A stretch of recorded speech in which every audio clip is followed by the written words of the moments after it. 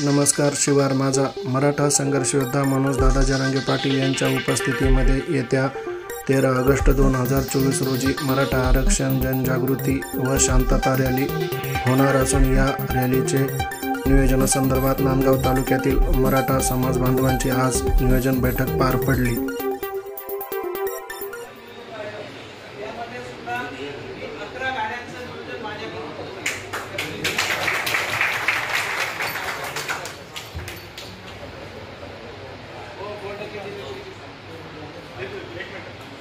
पंकज भाऊ खताळ पाटलांनी 11 गाड्या त्यांच्याकडून करून देण्याचं बैठकीला सांगितलेलं आहे.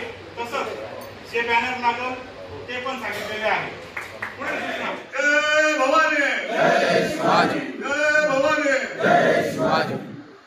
उद्या आमची जो मालेगावातले जे 3 गट त्यांची मिटिंग मालेगावात ठेवली.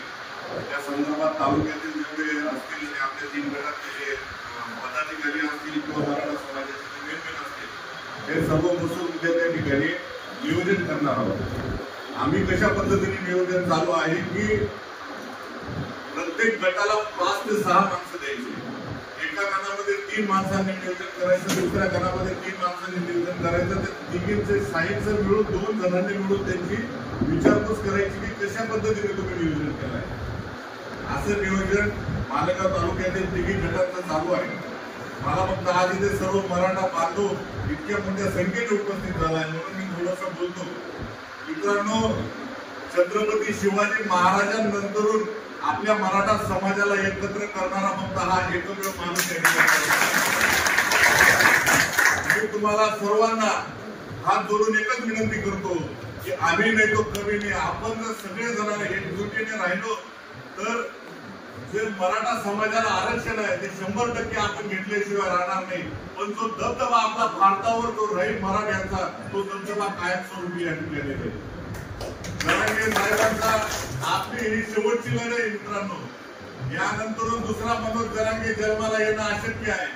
आज जर आपण मनोज जरांगेच्या पाठीमागे ठामपणे आणि एकदम ताकदीनुसार उभं राहिलो तर आपल्याला हरवणं हे जगात कोणाच शक्य नाही. मित्रांनो, एकच सांगतो, ही वेळ पुन्हा येणार नाही. आपण सगळे एकत्र राहा.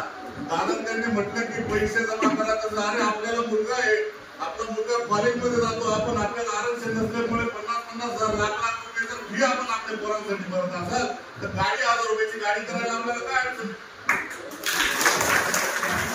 आज आपण आपल्या स्वतःसाठी नका करू, आपल्या मुलांसाठी, आपल्या नातवांसाठी, येणाऱ्या पुढच्या पिढीसाठी आपण या गोष्टी कराव्या अशी या ठिकाणी मी विनंती करतो. राजकारण बाजूला ठेवून, पक्ष बाजूला ठेवून फक्त मनात एकच ध्येय बाळगा की आपण शानडोकरी मराठी आहोत. मनात घेतल्यानंतर दादामध्ये 2,000-5,000 नाही लाखोच्या संख्येने नाशिक जिल्ह्यामध्ये आपण सगळेजण एकत्र होऊ अशी मी सगळ्यांना विनंती करतो की सगळ्यांनी एकजूट राहा. प्रत्येक गटवाईज दादा तुम्हाला विनंती करतो की आपण नांदगाव तालुक्याची एक कमिटी स्थापन करावी. त्यांच्या अंतरामध्ये गटवाईज 2-2, 3-3 लोक द्यावे व त्यांच्या मार्फत हे सगळं कामं करून घ्यावे असं मी तुम्हाला